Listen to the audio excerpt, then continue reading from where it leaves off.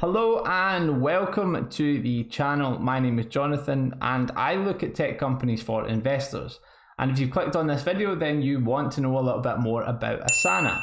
I'm going to try and give a non-technical explanation about what Asana does, what it offers. Then I will have a look at its most up-to-date revenue reports that I can find. And then I'll kind of give my final thoughts on Asana as a business and the concept.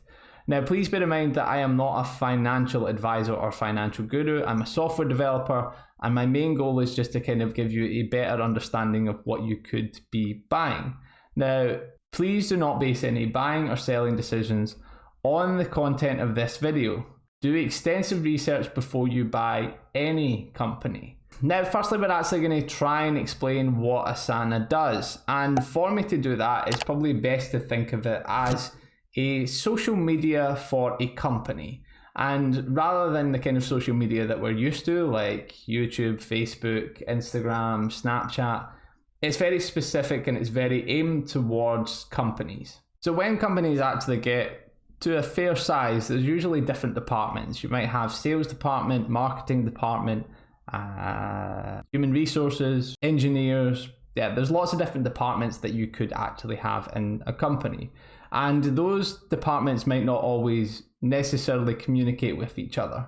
It was the same situation that you had in school when you had kind of different cliches of people. You had nerds, you had sporty people, you had dancers, you had musicians.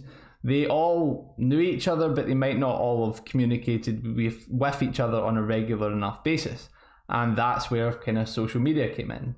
You could see what everyone else was doing without actually having to necessarily interact with them directly.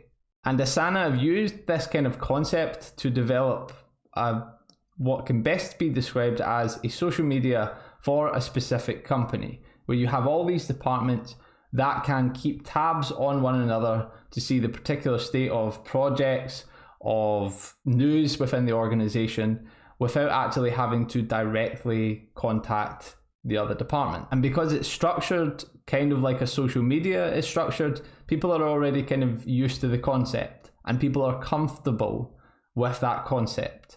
And this allows for quite a lot of, potential. Because let's just take two scenarios. You have the CEO of a company and they want to keep tabs on how all of the departments are doing on a particular project without necessarily having to go over and ask them directly because, that can have its own issues.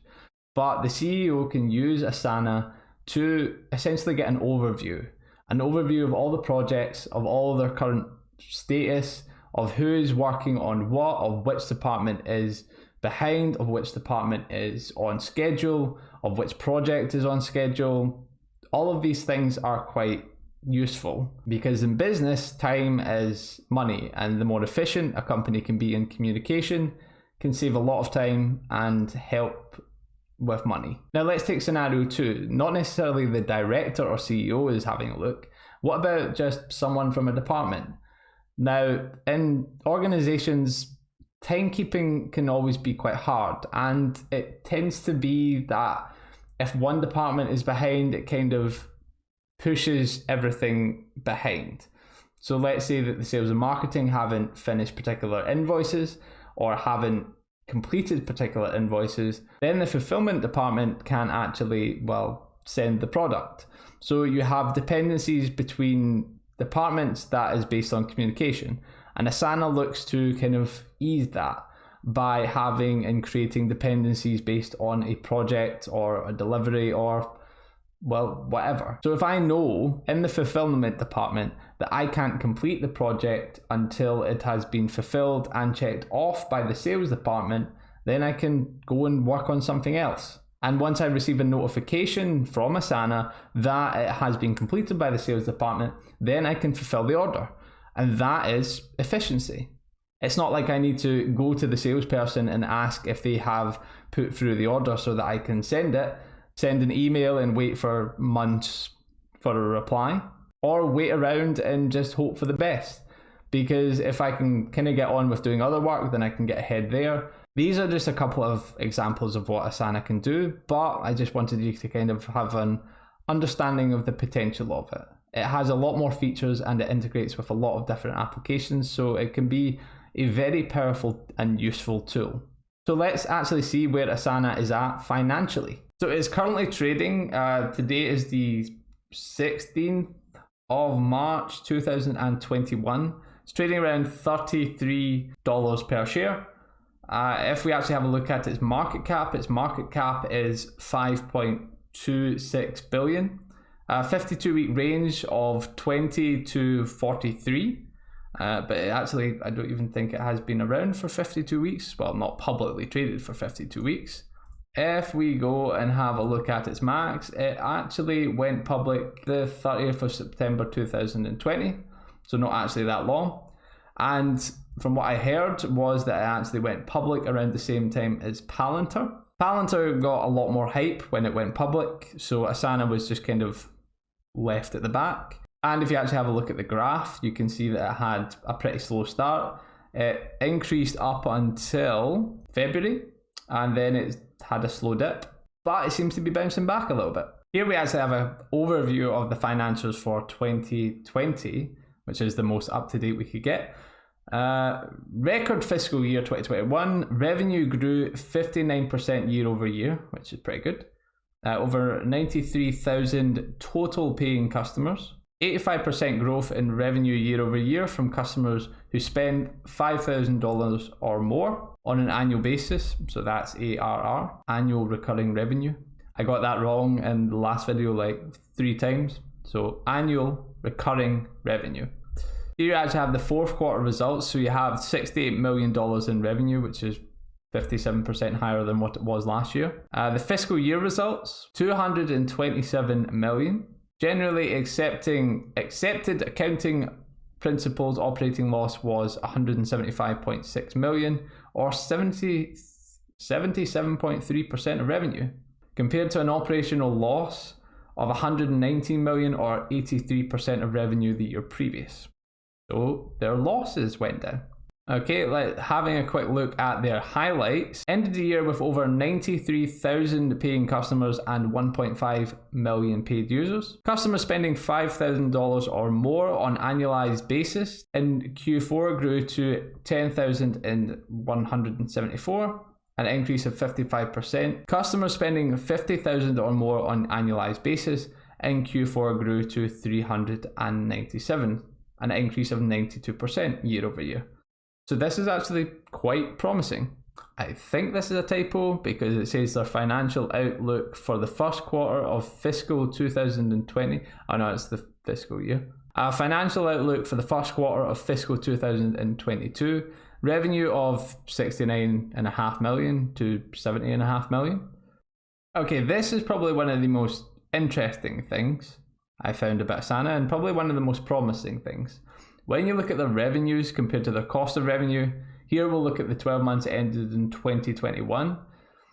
When you look, their revenue was 227 million, whereas their cost of revenue was only 28.7 million, which means they had a gross profit of 198.28 million, which is pretty much just over 10%.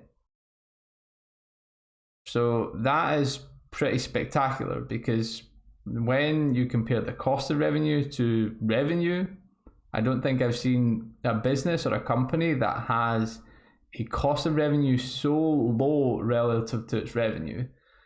But that really does depend on kind of how Asana calculates its, well, cost of revenue. Then if you actually have a look at their operating expenses, they invest quite heavily in research and development and sales and marketing. And their general and administrative is 76.212 million. So I kind of like to use the metric of combining the non-flexible costs. So excluding research and development and sales and marketing, if you combine their cost of revenue with their general and administrative costs, and then subtract that from their total revenue, you kind of get an idea on how much money Asana would make if it really had to cut back. Now, I'm never implying that they will never stop spending on sales and marketing and research and development, but I just like to know on where it would be if the company got in a really tight squeeze.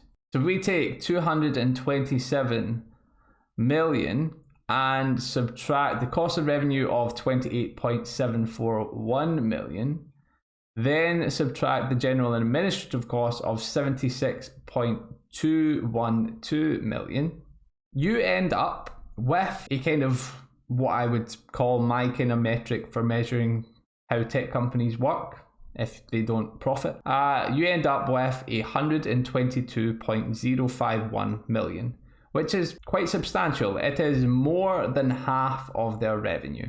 So that's a pretty good margin, I would say.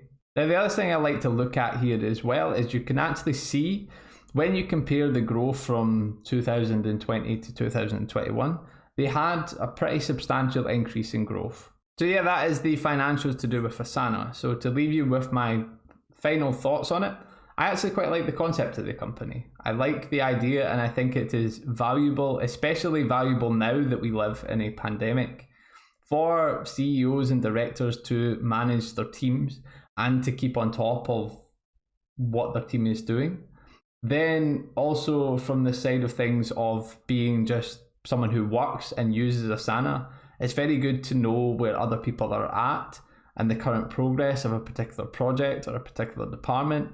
So the concept is pretty good. And in terms of revenue in the company, I actually think it's quite a good company.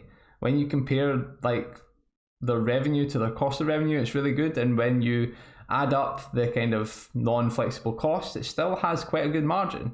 And relative to the price it is just now, I don't think it's overpriced. I still think it has quite a lot of opportunity to grow. But yeah, that is just my opinion. I hope this video was informative to you. I hope you got something out of it, and I hope you understand Asana a little bit better. If you do understand Asana a little bit better, or you did like the content of this video, I would really appreciate if you hit that like button. But that is the end of the video. Thank you very much, and I will see you next time.